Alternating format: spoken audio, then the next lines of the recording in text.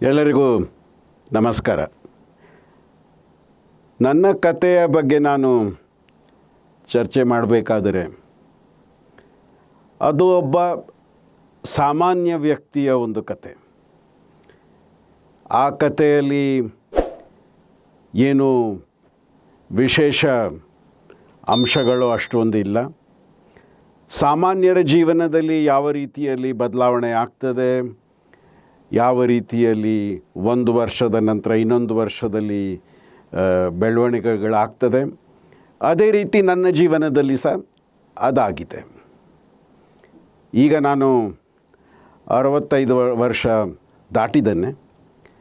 And ಜೀವನದ ಕತೆ ಹೇಳ್ತಾ ನನಗನ್ನಿಸ್ತದೆ ಅದನ್ನು ನಾನು 3 ಭಾಗಗಳಲ್ಲಿ ಮಾಡ್ಬೋದು.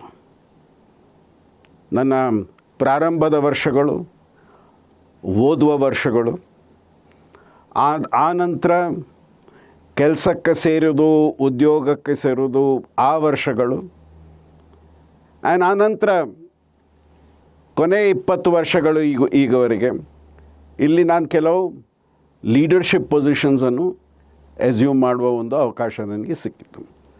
ಸೊ ಈ ಕತೆ ಹೇಳಬೇಕಾದ್ರೆ ಈ 3 ಭಾಗಗಳಲ್ಲಿ ನಾನು ಹೇಳುವ ಒಂದು ಪ್ರಯತ್ನ ಮಾಡ್ತೇನೆ. ಆ ಕತೆ ಪ್ರಾರಂಭ ಮಾಡುವ ಮುಂಚೆ 2-3 ಸಣ್ಣ ಮಾತುಗಳು. ಮೊದಲನೇದು, ಈ ಜೀವನವನ್ನು 7 ಬೇರೆ ಬೇರೆ ನಗರಗಳಲ್ಲಿ, 1 ವರ್ಷದಿಂದ ಜಾಸ್ತಿ 7 ಬೇರೆ ಬೇರೆ ನಗರಗಳಲ್ಲಿ ವಾಸ ಮಾಡುವ ಒಂದು ಅವಕಾಶ ನನಗೆ ಸಿಕ್ಕಿತ್ತು. ಎರಡನೇದು, ನನ್ನ ತಂದೆ ನನ್ನ ತಾಯಿ ದಕ್ಷಿಣ ಕನ್ನಡದವರು. ನನ್ನ ತಂದೆ ದಕ್ಷಿಣ ಕನ್ನಡದಲ್ಲಿ ಒಂದು ಸಣ್ಣ ಊರು ಕೋಟೆಕಾರಿಂದ ಬಂದವರು, ನನ್ನ ತಾಯಿ ಕುಡುಪಿಯಿಂದ ಬಂದವರು. ಆದರೆ ಇಬ್ಬರು ಅವರ ಜೀವನವನ್ನು ಅವರ ಊರಿಂದ ಹೊರಗೆ ಜಾಸ್ತಿ ಸಮಯವನ್ನು ಅವರು ಸ್ಪೆಂಡ್ ಮಾಡಿದರು. ನನ್ನ ತಾಯಿ ಆ್ಯಕ್ಚುಲಿ ಹುಟ್ಟಿದ್ದು ಮತ್ತು ದೊಡ್ಡದಾದದ್ದು ಮುಂಬೈಯಲ್ಲಿ. ಆ್ಯಂಡ್ ನನ್ನ ತಂದೆ ಕೇಂದ್ರ ಸರ್ಕಾರದಲ್ಲಿ ಇದ್ದ ಕಾರಣಕ್ಕೆ ಉತ್ತರ ಭಾರತದ ಬೇರೆ ಬೇರೆ ಊರುಗಳಲ್ಲಿ ಅವರಿಗೆ ಪೋಸ್ಟಿಂಗ್ಸ್ ಆಯಿತು. ಸೊ ನಾನು 1960 ಹುಟ್ಟಿದ ಸಮಯ ನನ್ನ ತಂದೆ ತಾಯಿ ಕಲ್ಕತ್ತಾದಲ್ಲಿದ್ದರು. ಆ್ಯಂಡ್ ನಾನು ಹುಟ್ಟುವಾಗ ತಾಯಿ ಅವರ ಮನೆಗೆ ಮುಂಬೈಗೆ ಹೋದರು. ಆ್ಯಂಡ್ ಮುಂಬೈಯಲ್ಲಿ ನನ್ನ ಜನ್ಮ ಆಯಿತು. ಆ ಸಮಯದಲ್ಲಿ ತಂದೆ ತಾಯಿ ಕಲ್ಕತ್ತಾದಲ್ಲಿದ್ದ ಕಾರಣಕ್ಕೆ ಹುಟ್ಟಿದ ನಂತರ ನನ್ನನ್ನು ಅವರು ಕಲ್ಕತ್ತಕ್ಕೆ ಕೊಂಡೋದರು. ಆ್ಯಂಡ್ 5 ವರ್ಷದವರೆಗೆ ನಾನು ಕಲ್ಕತ್ತಾದಲ್ಲಿದ್ದೆ. ಆ ವರ್ಷಗಳು ನೀವು ಗಮನದಲ್ಲಿಡಿ, 1960 65. ಆ 5 ವರ್ಷಗಳು ನೀವು ಕಲ್ಕತ್ತಾ ನೋಡಿದರೆ, ಕಲ್ಕತ್ತಾದಲ್ಲಿ ಕೆಲವು ಮೂಲಭೂತ ಬದಲಾವಣೆಗಳಲ್ಲಿ ಪ್ರಾರಂಭ ಆಗಿತ್ತು. ನ್ಯಾಕ್ಸಲಿಸಮ್ ಅಂತ ಏನು ನಾವು ಹೇಳ್ತೇವೆ, ಅದರ ಪ್ರಾರಂಭದ ಲಕ್ಷಣಗಳು ನೀವು ಆ ವರ್ಷಗಳಲ್ಲಿ ನೋಡ್ಬೋದಿತ್ತು. ನನಗೂ ಇವತ್ತು ನೆನಪಿದೆ, ಕೆಲವು ಬಾರಿ ರಸ್ತೆಯಲ್ಲಿ ಡ್ರೈವ್ ಮಾಡುವಾಗ ಕೆಲವರು ಬಂದು ಅಲ್ಲಿ ಒಂದು ಬೆಂಕಿಯನ್ನು ಹಚ್ಚಿಸೋದು. ಸೊ ಆ ಸಣ್ಣ ಸಣ್ಣ ದೃಶ್ಯಗಳು ನನಗೆ ಇವತ್ತು ಆ ಸಂದರ್ಭದಲ್ಲಿ ನೆನಪಾಗ್ತದೆ. ಸೊ ಆ ಮೊದಲನೇ 5 ವರ್ಷಗಳು ಕಲ್ಕತ್ತಾದಲ್ಲಿತ್ತು. ಆ ಕಾರಣಕ್ಕೆ ನನಗೆ ಇವತ್ತು ಯಾರಾದರೆ ಬಂಗಾಲಿಯಲ್ಲಿ ಮಾತಾಡಿದರೆ ನನಗೆ ಅದು ಅರ್ಥ ಆಗ್ತದೆ. ಕಾರಣ ಆ ಪ್ರಾರಂಭದ ವರ್ಷಗಳಲ್ಲಿ ಏನು ನಾನು ಕೇಳಿದೆ ಅದು ಇವತ್ತು ಸ್ವಲ್ಪ ನನ್ನ ನೆನಪಲ್ಲಿ ಇವತ್ತು ಇದೆ. ಕಲ್ಕತ್ತಾದಿಂದ ನನ್ನ ತಂದೆಯದು ಟ್ರಾನ್ಸ್ಫರ್ ಶಿಮ್ಲಾಗಾಯಿತು. ಸೊ 3 ವರ್ಷ ನಾವು ಶಿಮ್ಲಾದಲ್ಲಿದ್ದೇವೆ. ಶಿಮ್ಲಾದಲ್ಲಿ ಅದು ತುಂಬ ಚೆನ್ನಾಗಿತ್ತು. ಅಲ್ಲಿ ತುಂಬ ಚಳಿ ಇತ್ತು. ನನಗೆ ಇವತ್ತಿನ ನೆನಪಿದೆ, ವಿಂಟರಲ್ಲಿ ನನ್ನ ಶಾಲೆ ಮೇನ್ ರೋಡಲ್ಲಿ ಕೆಳಗಿತ್ತು, ನಮ್ಮ ಮನೆ ಗುಡ್ಡೆಯ ಮೇಲೆ ಇತ್ತು. ಸೊ ದಿನನಿತ್ಯ ಆ ಗುಡ್ಡೆಯಿಂದ ಕೆಳಗೆ ಶಾಲೆಗೆ ನಡೆದುಕೊಂಡು ಹೋಗೋದು. ವಿಂಟರ್ ಮಂತ್ಸಲ್ಲಿ ಸ್ನೋ ಬೀಳುವಾಗ ನಮ್ಮದು ಒಂದು ಸ್ಲೆಡ್ಜ್ ಇತ್ತು. ಸ್ಲೆಡ್ಜಲ್ಲಿ ನಾವು ಶಾಲೆಗೆ ಹೋಗ್ತಾ ಇದ್ದೇವೆ. ನಂದು ಒಬ್ಬ ಅಣ್ಣ ಇದ್ದ ನನ್ನ ಜೊತೆ, ಅವನು ನನ್ನಿಂದ 4-5 ವರ್ಷ ದೊಡ್ಡವ. ಸೊ ಸ್ಲೆಡ್ಜಲ್ಲಿ ನಾವು ಇಬ್ಬರು ಹೋಗ್ತಿದ್ದೇವೆ ಕೆಳಗೆ. ಹಿಂದೆ ಬರುವಾಗ ಅವ ದೊಡ್ಡ ಅಣ್ಣ ಇದ್ದ ಕಾರಣಕ್ಕೆ ಸ್ಲೆಡ್ಜನ್ನು ಅವನು ಕೊಂಡೋಗ್ಬೇಕಾಯಿತು. ನಾನಂತೂ ಮೇಲೆ ಕೈಯಲ್ಲಿ ಏನೂ ಇರದೆ ಮೇಲೆ ಹೋಗ್ತಿದ್ದೆ. ಬಟ್ ಆ 3 ವರ್ಷ ನನಗೆ ಇವತ್ತು ಸ್ಪಷ್ಟವಾಗಿ ನೆನಪಿದೆ.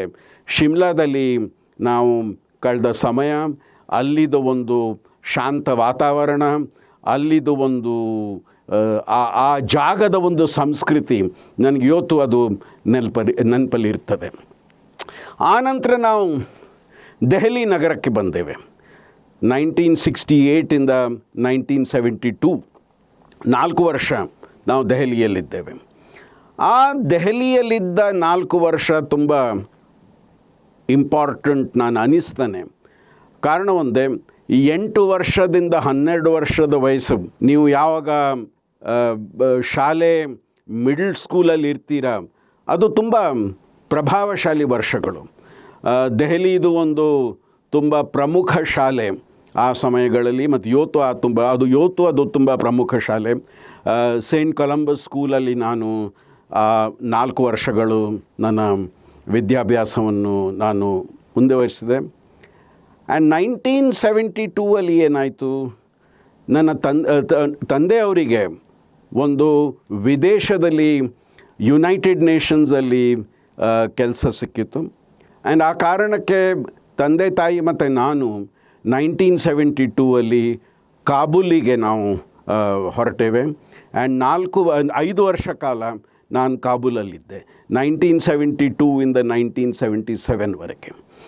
ಆ ಕಾಲದ ಅಫ್ಘಾನಿಸ್ತಾನ, ಆ ಕಾಲದ ಕಾಬೂಲ್ ನಗರ ಇವತ್ತು ಏನು ಕಾಬೂಲಲ್ಲಿ ಆಗ್ತಾಯಿದೆ, ಇವತ್ತು ಏನು ಅಫ್ಘಾನಿಸ್ತಾನ್ ದೇಶದಲ್ಲಿ ಆಗ್ತಾಯಿದೆ, ನೀವು ಕಂಪೇರ್ ಮಾಡಿದರೆ ಯಾವುದೇ ಒಂದು ಕಂಪ್ಯಾರಿಸನಿಗೆ ಅವಕಾಶ ಇಲ್ಲ.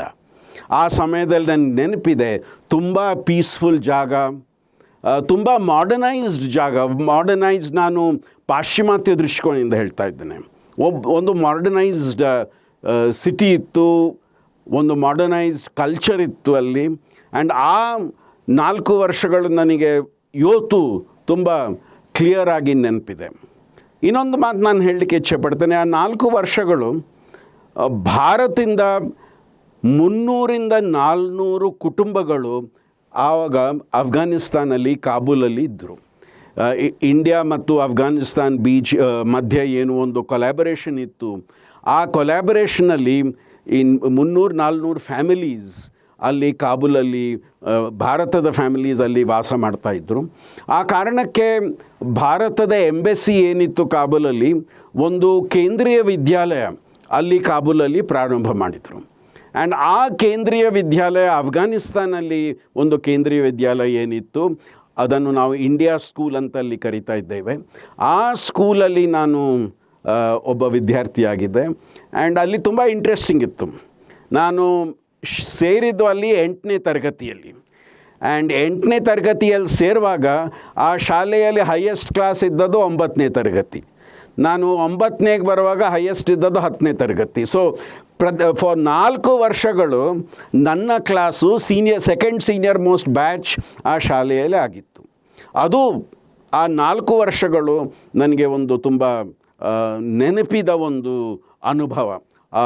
1972ಇಂದ 5 ವರ್ಷ, 1972ಇಂದ 1977 ಅಲ್ಲಿ ಒಂದು ಭಾರತದಿಂದ ಹೊರಗೆ ವಾಸ ಮಾಡಿ, ಅಲ್ಲಿಯ ವಾತಾವರಣ, ಅಲ್ಲಿಯ ಒಂದು ಕಲ್ಚರ್, ಅಲ್ಲಿಯ ಒಂದು ಸಂಸ್ಕೃತಿ, ಆ ಸಂಸ್ಕೃತಿಯನ್ನು ನೋಡಿ, ಆ ಸಂಸ್ಕೃತಿಯಲ್ಲಿ ನೀವು ಲಿವ್ ಮಾಡಿ, ಅದರ ಒಂದು ಪ್ರಭಾವ ನನಗೆ ನೋಡಲಿಕ್ಕೆ ಒಂದು ಆವಾಗ ಅವಕಾಶ ನನಗೆ ಸಿಕ್ಕಿತ್ತು.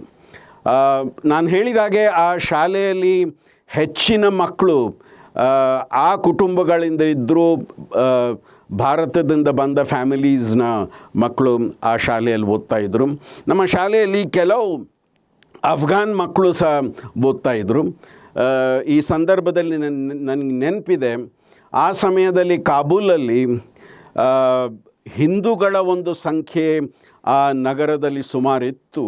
ಆ್ಯಂಡ್ ಅವರು ಹೆಚ್ಚಿನವರು ಟ್ರೇಡರ್ಸ್ ಆಗಿದ್ದರು, ಹೆಚ್ಚಿನವರು ಈ ಬಟ್ಟೆಯ ವ್ಯಾಪಾರ ಮತ್ತು ಡ್ರೈ ಫ್ರೂಟ್ ವ್ಯಾಪಾರದಲ್ಲಿ ನಮ್ಮ ಹಿಂದೂ ಕಮ್ಯುನಿಟಿಯವರು ಸುಮಾರು ಸೇರಿದರು. ಆ್ಯಂಡ್ ಆ ಕಮ್ಯುನಿಟಿಯ ಮಕ್ಕಳು ನಮ್ಮ ಶಾಲೆಯಲ್ಲಿ ಆ ಸಮಯದಲ್ಲಿ ಸುಮಾರು ಇದ್ದರು. ಕಾಬೂಲಲ್ಲಿ ಶಾಲೆಯ ಬಗ್ಗೆ ನಾನು ಮಾತಾಡ್ತಾ ಒಂದೆರಡು ಮಾತು ನನಗೆ ಸ್ಪಷ್ಟವಾಗಿ ನೆನಪಾಗ್ತದೆ. ಆ ಶಾಲೆಯಲ್ಲಿ ಸೋಷಿಯಲ್ ಸೈನ್ಸಸ್ನ ಕಡೆ ನನ್ನ ಒಂದು ಗಮನ ಹೋದದು ಆ ಶಾಲೆಯಲ್ಲಿ ನಾನು ಓದುವಾಗ. ಆ ಶಾಲೆಯಲ್ಲಿ ಒಂದು ಚೆನ್ನಾಗಿರುವ ಒಂದು ಪರಂಪರೆ ಇತ್ತು. ಒಂದು ಶಾಲೆಯ ಪಾರ್ಲಿಮೆಂಟ್ ಇತ್ತು. ಪ್ರತಿಯೊಂದು ಕ್ಲಾಸಿಂದ 2-3 ಚೂಸ್ ಮಾಡಿ ಒಂದು ಸ್ಕೂಲ್ ಪಾರ್ಲಿಮೆಂಟ್ ಅಂತ ಮಾಡ್ತಿದ್ರು. ನನ್ನ ಮೊದಲನೇ ವರ್ಷ ಅಲ್ಲಿ 8ನೇ ತರಗತಿಯಲ್ಲಿರುವಾಗ ನನ್ನನ್ನು ವಿರೋಧ ಪಕ್ಷದ ನಾಯಕರು ಮಾಡಿಬಿಟ್ರು ಶಾಲೆಯ ಪಾರ್ಲಿಮೆಂಟಲ್ಲಿ. ನಾನು ಹೇಳಿದಲ್ಲ, ಪ್ರತಿ ವರ್ಷ ನನ್ನ ಕ್ಲಾಸು 2ನೇ ಸೀನಿಯರ್ ಮೋಸ್ಟ್ ಕ್ಲಾಸ್ ಆಗಿತ್ತು. ಸೊ ಮೊದಲನೇ ವರ್ಷ 8ನೇ ತರಗತಿಯಲ್ಲಿರುವಾಗ ನನ್ನನ್ನು ಲೀಡರ್ ಆಫ್ ದಿ ಆಪೋಸಿಷನ್ ಮಾಡಿಬಿಟ್ರು. ಆ ಡಿಬೇಟ್ ಹೇಗೆ ಮಾಡೋದು, ಡಿಬೇಟಲ್ಲಿ ಆ ಚರ್ಚೆಯಲ್ಲಿ ಹೇಗೆ ಭಾಗವಹಿಸೋದು, ಅದೆಲ್ಲ ಆ ಒಂದು ಲರ್ನಿಂಗ್, ಆ ಒಂದು ಅನುಭವ ಅಲ್ಲಿ ಪ್ರಾರಂಭವಾಯಿತು. 9ನೇ ತರಗತಿಗೆ ಹೋಗುವಾಗ ನನ್ನನ್ನು ಪ್ರಧಾನಮಂತ್ರಿ ಮಾಡಿದರು ಶಾಲೆದು. ಪ್ರಧಾನಮಂತ್ರಿ ಹೆಡ್ ಬಾಯ್ ಆ ಒಂದು ಪದವಿ ನನಗೆ ಸಿಕ್ಕಿತ್ತು. ಅದು ತುಂಬ ಒಂದು ಲೀಡರ್ಶಿಪ್ಪಿಗೆ ಒಂದು ಅವಕಾಶ ಅಲ್ಲಿ ನನಗೆ ಬಂತು. 10ನೇ ತರಗತಿಗೆ ಬರುವಾಗ ಪುನಃ ಲೀಡರ್ ಆಫ್ ದಿ ಆಪೋಸಿಷನ್ ಆದೆ, ನಾನು ವಿರೋಧ ಪಕ್ಷದ ನಾಯಕ ಪುನಃ ಆದೆ. ಆ್ಯಂಡ್ ಕೊನೆಗೆ ನಂದು ಬ್ಯಾಚ್, ಅದು ಕೊನೆ ಬ್ಯಾಚ್ ಯಾವಾಗ 11ನೇ ತರಗತಿಯ ನಂತರ ನೀವು ಸೀದಾ ಕಾಲೇಜಿಗೆ ಹೋದಿರ. ಸೊ 11ನೇ ತರಗತಿಗೆ ಪುನಃ ಬರುವಾಗ ನಾನು ಶಾಲೆಯದು ಪ್ರಧಾನಮಂತ್ರಿ ಆದೆ. ಸೊ ಆ 4 ವರ್ಷಗಳಲ್ಲಿ 2 ವರ್ಷ ಪ್ರಧಾನಮಂತ್ರಿ, 2 ವರ್ಷ ವಿರೋಧ ಪಕ್ಷದ ನಾಯಕರು. ನನಗೆ ಇವತ್ತು ನೆನಪಿದೆ, ಆ ಸಮಯದ ಭಾರತದ ಒಬ್ಬ ಪ್ರಮುಖ ರಾಜಕಾರಣಿ ಶ್ರೀ HV ಕಾಮತ್ ಅವರು ನಮ್ಮ ದೇಶದ ಅಡ್ಮಿನಿಸ್ಟ್ರೇಟಿವ್ ರಿಫಾರ್ಮ್ಸ್ ಕಮಿಷನ್ನ ಮೆಂಬರ್ ಆಗಿದ್ದರು. ಪ್ರಜಾ ಸೋಷಲಿಸ್ಟ್ ಪಾರ್ಟಿಯ ಮೆಂಬರ್ ಆಗಿದ್ದರು. ICSಗೆ ಅವ್ರದ್ದು ಸಿಲೆಕ್ಷನ್ ಆಗಿತ್ತು. ICSಗೆ ಸೇರಿದ ನಂತರ ಅವರು ಅದರಿಂದ ರಾಜೀನಾಮೆ ಕೊಟ್ಟು ರಾಜಕೀಯಕ್ಕೆ ಸೇರಿದರು. ಅವರು ನಮ್ಮ ಕುಟುಂಬಕ್ಕೆ ತುಂಬ ಹತ್ತಿರದವರು. ಅವರು ಕಾಬೂಲಿಗೆ ಬಂದಿದ್ದರು, ನನ್ನ ಶಾಲೆಗೆ ಬಂದಿದ್ದರು ನನ್ನ ಜೊತೆ ಒಂದಿನ. ಆ್ಯಂಡ್ ಅಲ್ಲಿ ಮಾತಾಡ್ತಾ ಹೇಳಿದರು, ನಮ್ಮ ಪಾರ್ಲಿಮೆಂಟಲ್ಲಿ ಇಂಥ ವಾತಾವರಣ ನಾನು ನೋಡಲಿಲ್ಲ, ಇಂಥ ಒಂದು ಡೆವಲಪ್ಮೆಂಟ್ ನಾನು ನೋಡಲಿಲ್ಲ. ಇಲ್ಲಿ ಒಬ್ಬ ಹುಡುಗ 1 ವರ್ಷ ವಿರೋಧ ಪಕ್ಷದ ನಾಯಕ ಆಗ್ತಾನೆ, ಬರುವ ವರ್ಷ ಅವ ಪ್ರಧಾನಮಂತ್ರಿ ಆಗ್ತಾನೆ, ಪುನಃ ವಿರೋಧ ಪಕ್ಷದ ನಾಯಕ ಆಗ್ತಾನೆ, ಪುನಃ ಪ್ರಧಾನಮಂತ್ರಿ ಆಗ್ತಾನೆ. ಆ ಶಾಲೆಯಲ್ಲಿ ನನಗೆ ಇನ್ನೊಂದು ತುಂಬ ಇಂಪಾರ್ಟೆಂಟ್ ನೆನಪಂದರೆ, ಆ ಶಾಲೆಗೆ ಭಾರತದಿಂದ ಯಾವುದೇ ಮುಖ್ಯ ನಾಯಕರು ಕಾಬೂಲಿಗೆ ಬಂದರೆ ಅವ್ರು ನಮ್ಮ ಶಾಲೆಗೆ ಬರ್ತಿದ್ರು. ಸೊ ನನಗೆ ನೆನಪಿದೆ, ಆವಾಗ ಇದ್ದ ನಮ್ಮ ವಿದೇಶಾಂಗ ಮಂತ್ರಿ YB ಚವಾನ್ ನಮ್ಮ ಕಾಲೇಜಿಗೆ ಬಂದಿದ್ದರು, ಶಾಲೆಗೆ ಬಂದಿದ್ದರು. ಪ್ರಧಾನಮಂತ್ರಿ ಇಂದಿರಾ ಗಾಂಧಿ ನಮ್ಮ ಶಾಲೆಗೆ ಬಂದಿದ್ದರು. ಆ ನಂತರ ಅಟಲ್ ಬಿಹಾರಿ ವಾಜಪೇಯಿ ಅವರು ವಿದೇಶ ಮಂತ್ರಿ ಆದಾಗ ಅವರು ಶಾಲೆಗೆ ಬಂದಿದ್ದರು. ಸೊ ಅವರೆಲ್ಲರ ಜೊತೆ ಮಾತಾಡುವ ಒಂದು ಅವಕಾಶ, ಅವರ ಜೊತೆ ಒಂದು ಚರ್ಚೆ ನಡೆಸುವ ಒಂದು ಅವಕಾಶ ನಮಗೆ ಆ ಸಂದರ್ಭದಲ್ಲಿ ಸಿಕ್ಕಿತ್ತು. 1977ನಲ್ಲಿ ಒಂದು ತೀರ್ಮಾನ ಮಾಡಬೇಕಾಯಿತು. ಕಾಬೂಲಲ್ಲಿ ಆವಾಗ ಕಾಲೇಜಿಗೆ ಅವಕಾಶ ಇರಲಿಲ್ಲ. ಸೊ ಕಾಲೇಜಿಗೆ ನನಗೆ ಭಾರತಕ್ಕೆ ಹಿಂದೆ ಬರಬೇಕಾಯಿತು. ನನ್ನ ತಂದೆದು ಯುನೈಟೆಡ್ ನೇಷನ್ಸ್ ಇದು ಅಸೈನ್ಮೆಂಟ್ ಕಾಬೂಲಲ್ಲಿ ಇನ್ನೂ ಕಂಟಿನ್ಯೂ ಆಗ್ತಾಯಿತ್ತು. ಸೊ ತಂದೆ ತಾಯಿ ಮತ್ತು ನಾನು ಆ ತೀರ್ಮಾನ ಮಾಡಿದ್ದೇವೆ ದಟ್ ನಾನು ಓದಲಿಕ್ಕೆ ಹಿಂದೆ ಭಾರತಕ್ಕೆ ಬರಬೇಕು. ಪ್ರಶ್ನೆ ಬಂತು, ನಾನು ಯಾವ ಕಾಲೇಜಿಗೆ ಸೇರಬೇಕು. ಆ ಸಮಯದಲ್ಲಿ ನಾನು ಒಂದು ತೀರ್ಮಾನ ಮಾಡಿ ಆಗಿತ್ತು ದಟ್ ನಾನು ಒಬ್ಬ ಸೋಷಿಯಲ್ ಸೈನ್ಸ್ನ ವಿದ್ಯಾರ್ಥಿ ಆಗ್ತಾನೆ. ಎಂಜಿನಿಯರಿಂಗ್ ಬೇಡ ಇತ್ತು, ಸೈನ್ಸ್ ಬೇಡ ಇತ್ತು, ಕಾಮರ್ಸ್ ಬೇಡ ಇತ್ತು.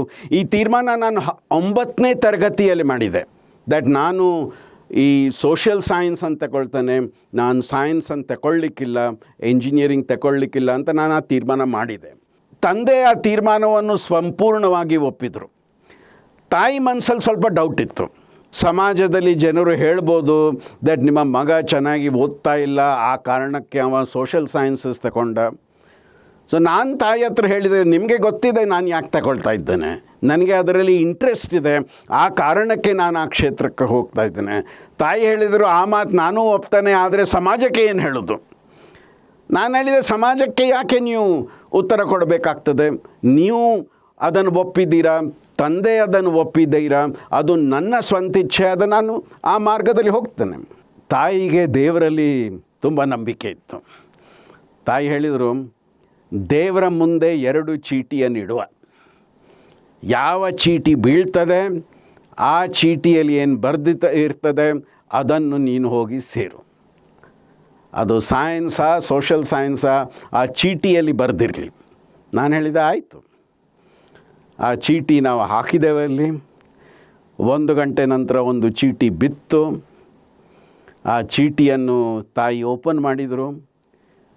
ಆ ಚೀಟಿಯಲ್ಲಿ ಸೋಷಲ್ ಸೈನ್ಸ್ ಬರ್ತಿತ್ತು. ಸೊ ನಾನು ಹೇಳಿದೆ, ನೋಡಮ್ಮ, ದೇವರು ಸಹ ಹೇಳ್ತಾ ಇದ್ದಾರೆ ದಟ್ ನಾನು ಸೋಷಲ್ ಸೈನ್ಸ್ ತಗೊಳ್ಬೇಕು. 5 ವರ್ಷ ನಂತರ ತಾಯಿಗೆ ನಿಜವಾದ ಕತೆ ಗೊತ್ತಾಯಿತು. 2 ಚೀಟಿಯಲ್ಲಿ ನಾನು ಸೋಷಲ್ ಸೈನ್ಸೇ ಬರೆದಿದ್ದೆ. ಆ್ಯಂಡ್ 2 ಯಾವುದೇ ಚೀಟಿ ಬೀಳ್ತಿದ್ರು ಅದು ಸೋಷಲ್ ಸೈನ್ಸೇ ಇರ್ತಿತ್ತು. 5 ವರ್ಷ ನಂತರ ತಾಯಿಗೆ ಈ ಮಾತನ್ನು ನಾನು ಹೇಳಿದಾಗ ಅವರೂ ನೆಗಾಡಿದರು. ಅವರು ಹೇಳಿದರು, ಪರವಾಗಿಲ್ಲ, ನಿನಗೆ ಏನು ಬೇಕಿತ್ತು ನಿನಗೆ ಆಯ್ತದು, ನೀನು ಅದೇ ಕ್ಷೇತ್ರಕ್ಕೆ ಹೋದ್ಯಾ. ಆದರೆ ನಾನು ಒಂದು ಮಾತನ್ನಿಲ್ಲಿ ಡಿಸ್ಕಸ್ ಮಾಡಲಿಕ್ಕೆ ನನಗೆ ಅನಿಸ್ತದೆ, ಅದು ತುಂಬ ಇಂಪಾರ್ಟೆಂಟ್. ಯಾವ ಕಾಲೇಜಿಗೆ ಸೇರಬೇಕು? ದೆಹಲಿಯಲ್ಲಿ 2-3 ಪ್ರಮುಖ ಕಾಲೇಜ್ಗಳು ಏನಿತ್ತು, ಆ ಎಲ್ಲ ಕಾಲೇಜ್ಗಳಲ್ಲಿ ನನಗೆ ಅಡ್ಮಿಷನ್ ಆಯಿತು. ಬಟ್ ತಂದೆ ತಾಯಿಗೆ ಅದೊಂದು ಇಷ್ಟ ಇರಲಿಲ್ಲ ದಟ್ ನಾನು ನನ್ನಷ್ಟಕ್ಕೆ ಹಾಸ್ಟೆಲಲ್ಲಿ ಬೇರೆ ಎಲ್ಲಿಯಾದರಲ್ಲಿ ದೆಹಲಿಯಲ್ಲಿರಬೇಕು. ಅವ್ರು ಅನಿಸಿದ್ರು, ನಾನು ಅಷ್ಟುವರೆಗೆ 17 ವರ್ಷ ಆಗಿತ್ತು ಆವಾಗ, ನೀನು ಈ 17 ವರ್ಷ ನಿನ್ನ ರಾಜ್ಯದಲ್ಲಿ ಯಾವತ್ತೂ ಇರಲಿಲ್ಲ, ಕರ್ನಾಟಕಕ್ಕೆ ಯಾವತ್ತೂ ನೀನು ಜಾಸ್ತಿ ಸಮಯ ಅಲ್ಲಿ ನೀನು ಕಳೀಲಿಲ್ಲ, ಆ ಕಾರಣಕ್ಕೆ ನೀನು ಕಾಲೇಜಿಗೆ ಬ್ಯಾಂಗ್ಳೂರಿಗೆ ಯಾಕೆ ಹೋಗಬಾರ್ದು? ನಾನು ಹೇಳಿದೆ, ಆಯಿತು. ಆ ವರ್ಷವೂ ತುಂಬ ಇಂಪಾರ್ಟೆಂಟ್. 1977 ನಾನು ಸ್ಕೂಲ್ ಮುಗಿದು ಕಾಲೇಜಿಗೆ ಸೇರುವಾಗ ನಾನು ಹೇಳಿದಾಗೆ ನನಗೆ ಸೋಷಲ್ ಸೈನ್ಸಲ್ಲಿ ತುಂಬ ಇಂಟ್ರೆಸ್ಟ್ ಇತ್ತು. ಸೊ ಆ 2 ತಿಂಗಳು ರಜೆಯ ಸಮಯ ಏನಿತ್ತು, ನಾನು ಬಂದು ಭಾರತದಲ್ಲಿ ನಡೆಯುವ ಚುನಾವಣೆ ಪ್ರಚಾರದಲ್ಲಿ ನಾನು ಭಾಗವಹಿಸಲಿಕ್ಕೆ ಶುರು ಮಾಡಿದ್ದೆ. 17 ವರ್ಷದ ಹುಡುಗ ನಾನು ಪ್ರಚಾರದಲ್ಲಿ ಹೋಗ್ಲಿಕ್ಕೆ ಶುರು ಮಾಡಿದ್ದೆ. ಉತ್ತರ ಭಾರತದ ರಾಜ್ಯ ಉತ್ತರ ಪ್ರದೇಶದಲ್ಲಿ ನಾನು ಸುಮಾರು ಸಮಯ ಇದ್ದೆ. ಆನಂತರ ಬ್ಯಾಂಗ್ಳೂರಿಗೆ ಬಂದೆ. ಬ್ಯಾಂಗ್ಳೂರಲ್ಲಿ ಆವಾಗ KS ಹೆಗಡೆ ಅವರು ಬ್ಯಾಂಗ್ಳೂರು ನಗರದಿಂದ ಎಲೆಕ್ಷನಿಗೆ ನಿಂತಿದ್ದರು. ಅವರ ಒಂದು ಪ್ರಚಾರದಲ್ಲಿ ನಾನು ಭಾಗವಹಿಸಿದೆ. ಇದು ಒಂದು ತುಂಬ ಸಂತೋಷದ ಒಂದು ಸಂದರ್ಭ. ಆ ಕ್ಯಾಂಪೇನಲ್ಲಿ ನಾನು ಏನು ಭಾಗವಹಿಸಿದೆ ಆ ದಿವಸ, KS ಹೆಗಡೆ ಏನು ಅವರ ಒಂದು ಬ್ಲೆಸ್ಸಿಂಗ್ಸ್ ನನಗೆ ನೀಡಿದರು ಆ ಸಮಯದಲ್ಲಿ. ಇವತ್ತು ಅದು ಫುಲ್ ಸರ್ಕಲ್ ಆಗಿದೆ. ಕಾರಣ ಅವರ ಒಂದು ಸಂಸ್ಥೆಯಲ್ಲಿಯೇ ನಾನು ಇವತ್ತು ವೈಸ್ ಪ್ರೆಸಿಡೆಂಟ್ ಆಗಿ ಬ್ಯಾಂಗ್ಳೂರಿನ ಸಂಸ್ಥೆಗಳನ್ನು ನೋಡಿಕೊಳ್ತಾ ಇದ್ದೇನೆ. ಸೊ 1977 ಕೊನೆ ನಮ್ಮ ಕುಟುಂಬದಲ್ಲಿ ತೀರ್ಮಾನ ಆಯಿತು ದಟ್ ನಾನು ಬ್ಯಾಂಗ್ಳೂರಿಗೆ ಬಂದು ನನ್ನ ವಿದ್ಯಾಭ್ಯಾಸವನ್ನು ಕಂಟಿನ್ಯೂ ಮಾಡಬೇಕು.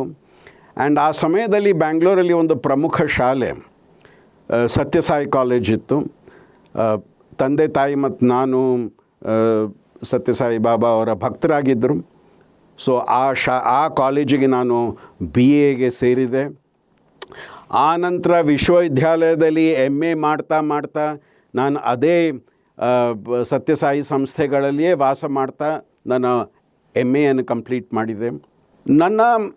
ಅದು ಒಂದು ಗುಡ್ ಫಾರ್ಚ್ಯೂನ್ ದಟ್ 12 ವರ್ಷ ಕಾಲ 1977 1989 12 ವರ್ಷ ಕಾಲ ನಾನು ಸತ್ಯಸಾಯಿ ಸಂಸ್ಥೆಗಳಲ್ಲಿ ವಾಸ ಮಾಡಿ 25 ವರ್ಷದ ಏಜಿಗೆ ನಾನು ಅವರ ಹಾಸ್ಟೆಲ್ನ ವಾರ್ಡನ್ ಆದೆ.